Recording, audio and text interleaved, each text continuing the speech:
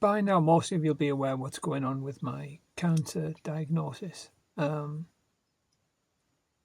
I started making a little video about it when I was up at Camp BoB last weekend. And I didn't have the full diagnosis at this point. But I thought I'll still post it anyway. And then later on post a more up-to-date version of what's going on. But give you some idea of what I was going through prior to finding out it's terminal.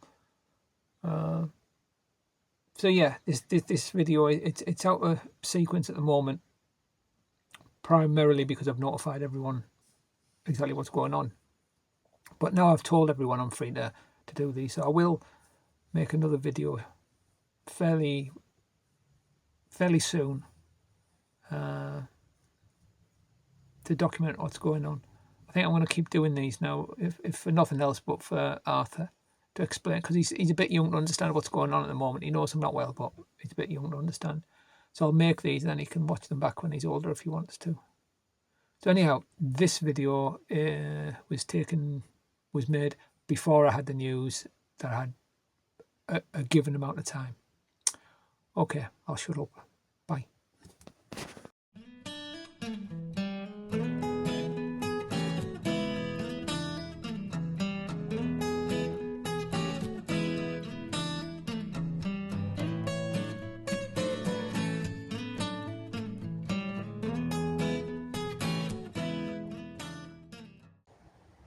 Morning. I'm up at Camp BoB. It's Sunday the 7th of June, and Jack brought me up yesterday. He's still in the shelter asleep. He got into a drinking match with Jason last night. Or started off one, I had to go and rescue him.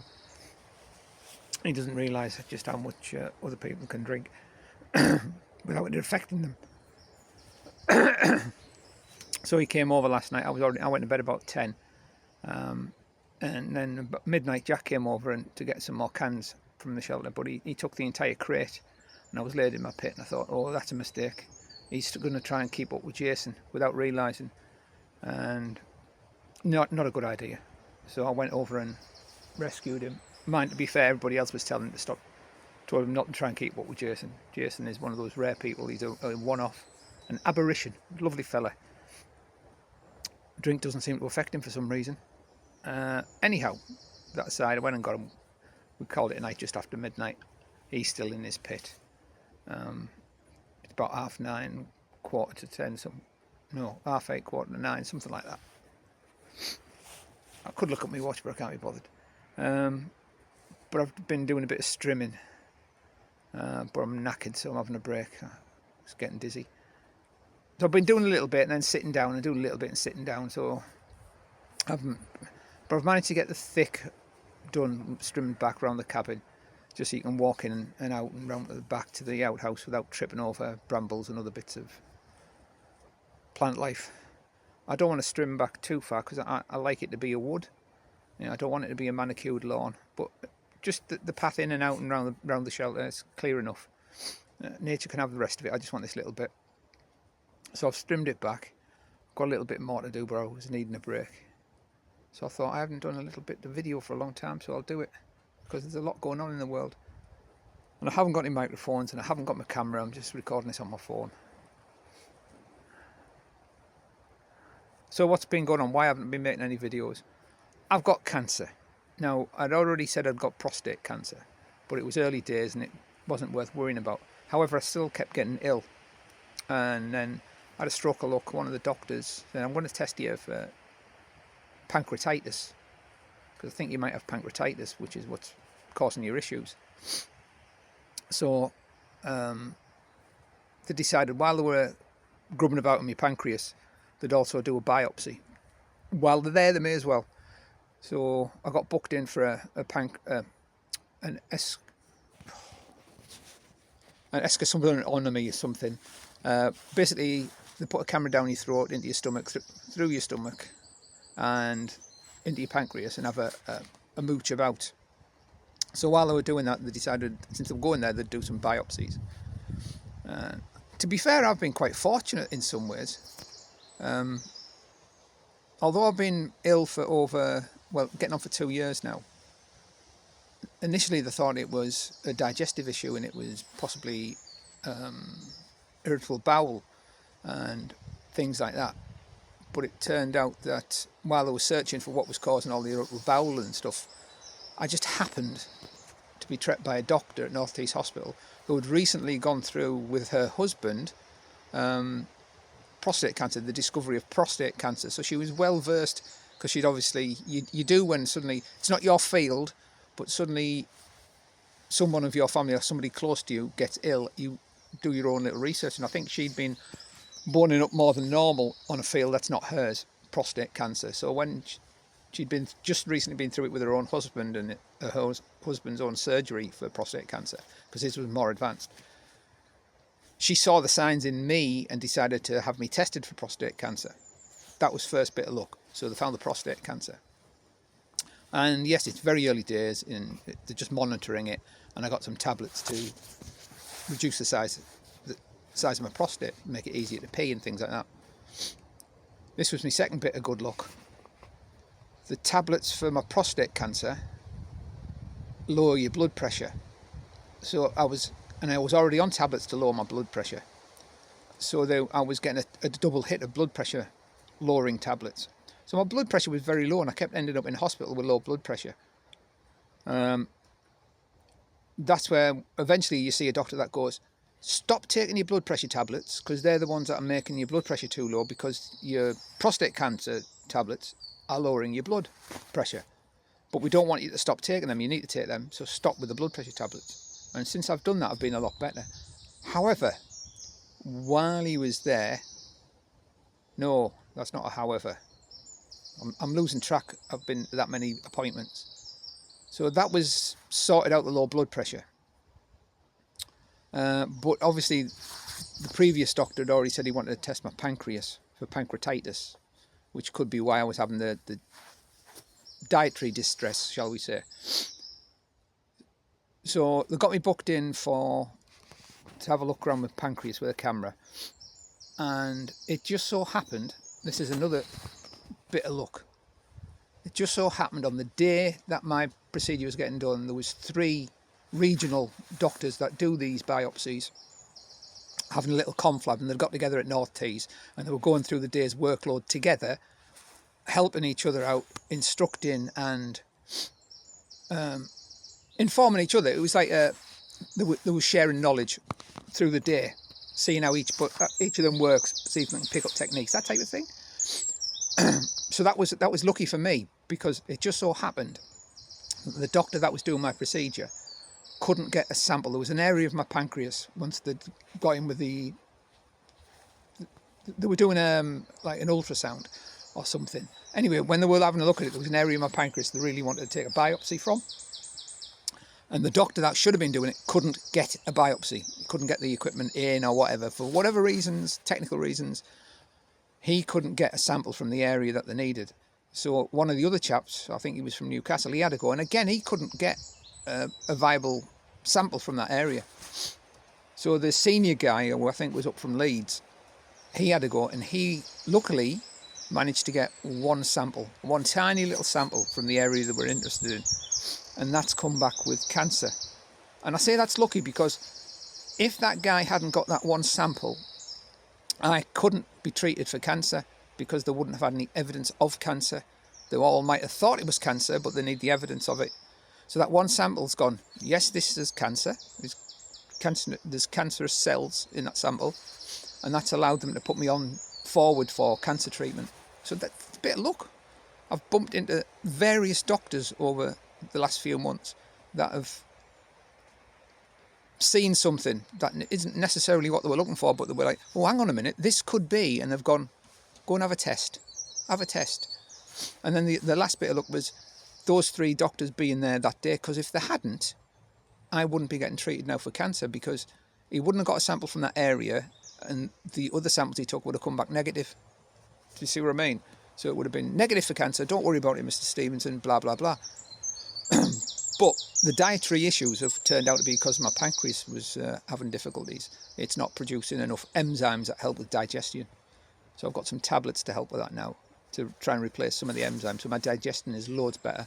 I've managed to come off that heinous diet that put me on, with no tasty food on it, no onions, no mushrooms, no garlic, no this, no that, no joy, no happiness, just misery, no lactose, so there's no cream, no soft cheeses, there was no...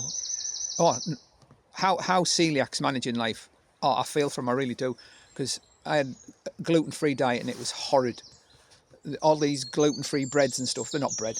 They're nothing like bread. They don't taste like bread. They've got the wrong consistency. The camera's going all over the place. They're absolutely shocking. And they're overpriced. They're very expensive and they taste like shit. You're better off going without bread, which is difficult, especially when you want a sandwich. Anyhow, moving forward... Oh, sorry, I'm waffling. Moving forward, start my cancer treatment. Well, I'll go to see about my start date for my... Excuse me, it's cancer treatment next week. I'm going to see the oncologist, and then we should know more.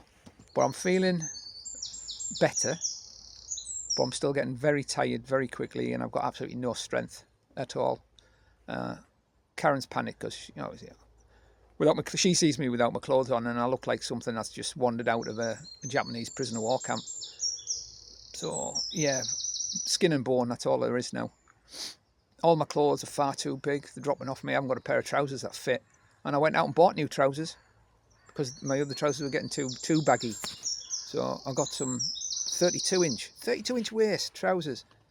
And I thought, oh, well, they're all right. They're not snug or tight, but they're all right. I don't want to get the next size down and then start putting weight on again.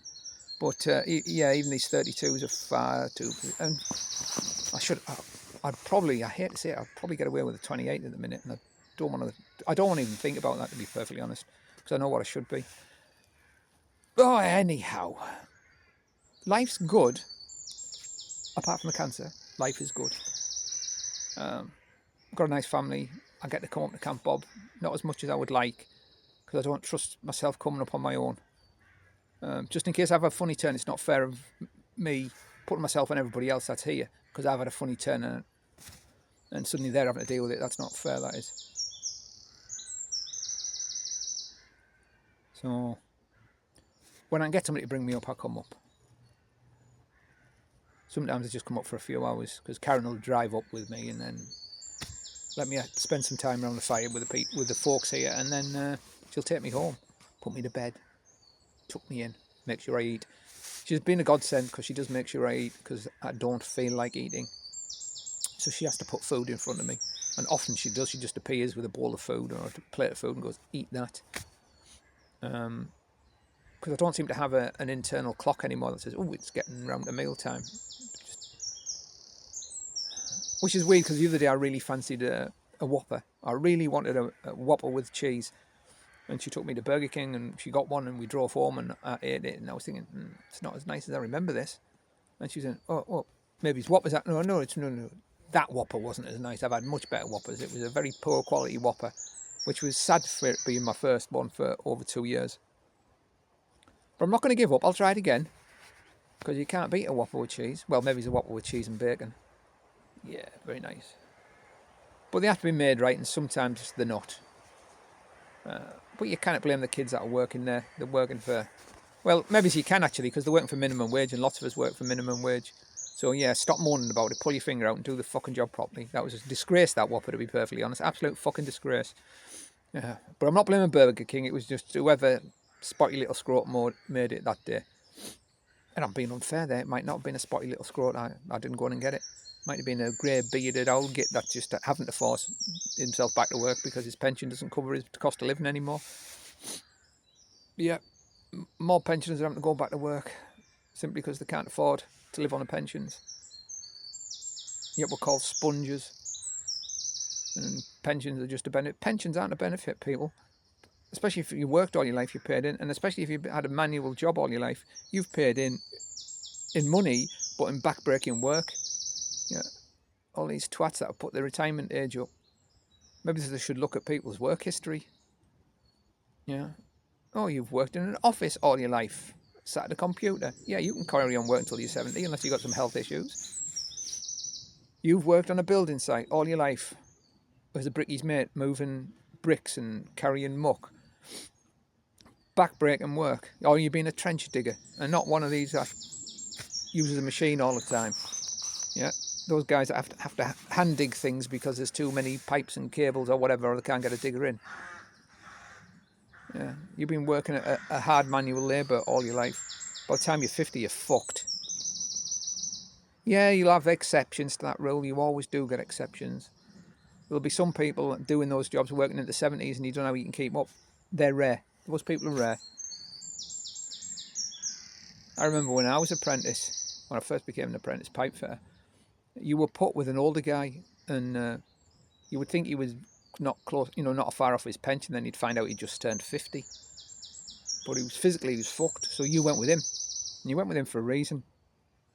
You were doing all the back-breaking work that he couldn't do anymore.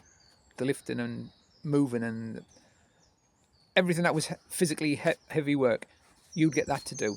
But what you were also doing is you were getting his knowledge. It was bit by bit, he was giving you his knowledge that he'd earned over the years. So you eventually would be able to take over from him in a few years. Do you know what I mean? When you're in your early 20s, you were the tradesman, or maybe it's not, mid-20s, late 20s. Suddenly you become the skilled tradesman. Because you didn't finish your apprenticeship back then if you started at 16 until you were 20, 21. 21, I finished mine. Started at 16, finished it at 21. Yeah. And of course, at 21, now you're out of your apprenticeship, you think you know it all, and you know fuck all. You just scratch the surface of the knowledge you need for your trade. And that's where the older guys came in. Yeah. You were helping them by doing the back-breaking bits, and they were helping you by giving you their experience and knowledge. How did I get onto this? Sorry, this is Waffle in the Woods. It was supposed to be a short video explaining why I haven't been around.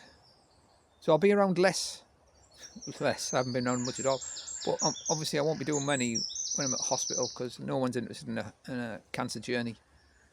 But if I come through the other side, and it is a big if because it's pancreatic cancer. If I come through the other side, I'm getting all emotional here, sorry.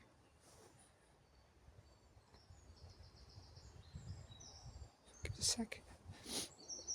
Be back in a sec. Sorry about that, just like give my head a shake. I had to take my motorcycle in for a service, and it was a chore. It really was. Getting it out of this shed. I say a shed. It's like a prefabricated concrete outhouse building. But by the time I got it out of that and turned it round so I could get it out of the garden, it was hard going. But it was hard work putting it back in. And I had to get Jack to give me a hand, both to get it out. Because when I take it out, I've got to put it on a little dolly on the centre stand, and that allows me to spin the bike round so it's pointing the right way so I can get it out of the garden. Jack had to do that for me. I can't lift my bike onto the centre stand anymore. It's far too heavy and I just don't have the strength to do it. Or the weight, or the technique. I know the technique, I just cannot do it. I've tried. So Jack did that for me, and I rode it in only a short distance into town to my local dealers, Tilson's, and left it there overnight because they need it cold to do the valves. So I dropped it off late in the afternoon one day, and I pick it up the next day when it's finished. But just taking it there and picking it back up, what I noticed straight away was that bike is far too heavy for me now.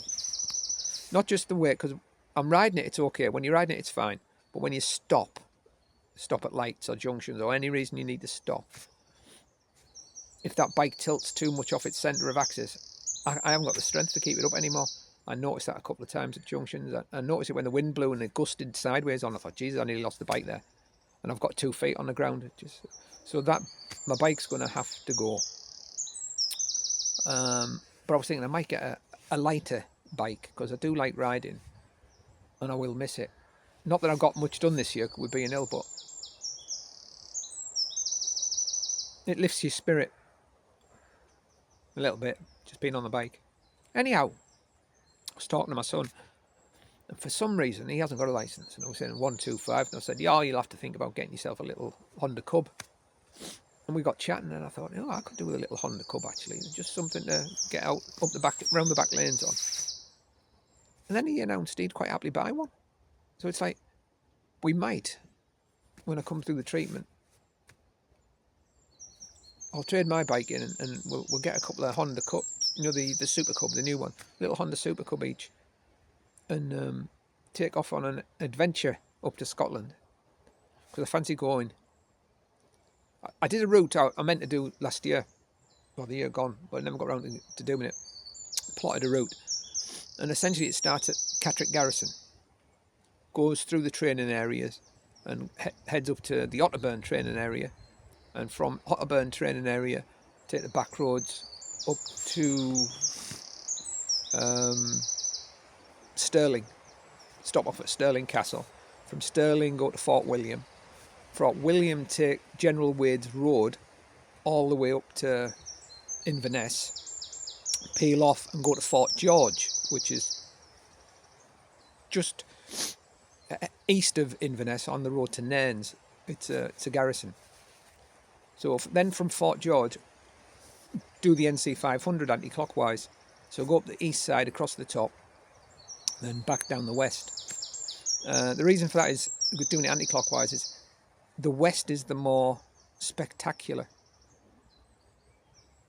Yeah, the west coast is far more spectacular in its views and scenery. Not to say that the east coast is not beautiful in its own way, but it's very similar to the Northumbrian, the northeast and Northumbrian coast, which we're very familiar with. So that's beautiful, and it's well worth a visit. They've got some lovely sandy beaches, and if it had the temperature and the weather of Cornwall will be a nothing. Well, it wouldn't be a nothing, but you know, you'd have beaches that would rival Cornwall, because the beaches do. It's just North Sea is fucking cold, and therefore the wind coming in off the North Sea is fucking cold, but beautiful. Anyhow, but that's the east coast of Scotland is very similar to that. So you don't get those wow moments because you're used to it, if you know what I mean. You know, you've seen scenery like that all the time, or quite often. Oh, bloody! I don't like recording on phones. Anyhow, then we'd do the NC 500, come down the west coast, stop off. I'll have to stop off for a pie because I can eat now, so I might stop off for more than one pie at Loch Inver. It's the Loch Inver. Yeah, I can't remember if it's the Loch Inver larder or the Loch Inver pantry. There's a little cafe and they make their own pies, savoury and sweet, and they're very, very nice pies. So if you're ever up that way on the west coast of Scotland, past, or if you're doing the NC 500, yeah, take a little detour to Loch Inver and get yourself a pie or two. Well worth a visit. So stop off there and then come down, you know, through Balachnabar, Applecross. And then work our way back down the west to Carlisle, you know, because there's a garrison at Carlisle, and then come back along Hadrian's Wall, stop off at a number of sites along Hadrian's Wall on the way back. So there's like a military historical bent to the entire trip, really. Or the General Wade's bit, up to Inverness, and then see.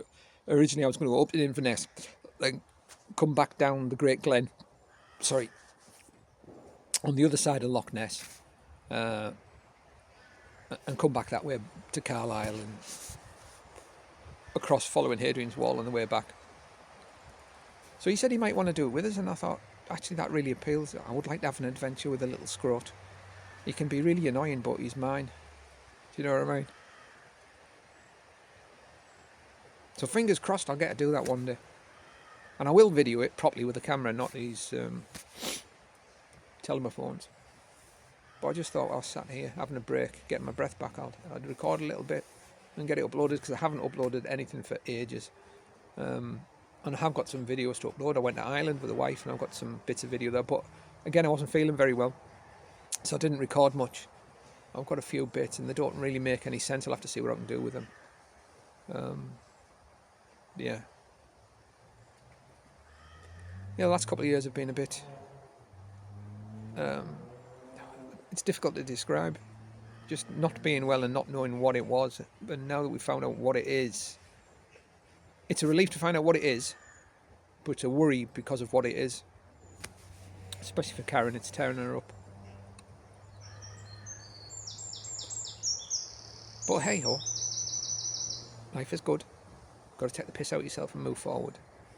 So, for some daft old man Some sad, cancer-ridden old bugger. Keep safe, keep well. Tatty bye. Thanks for watching Old Man in a Shed.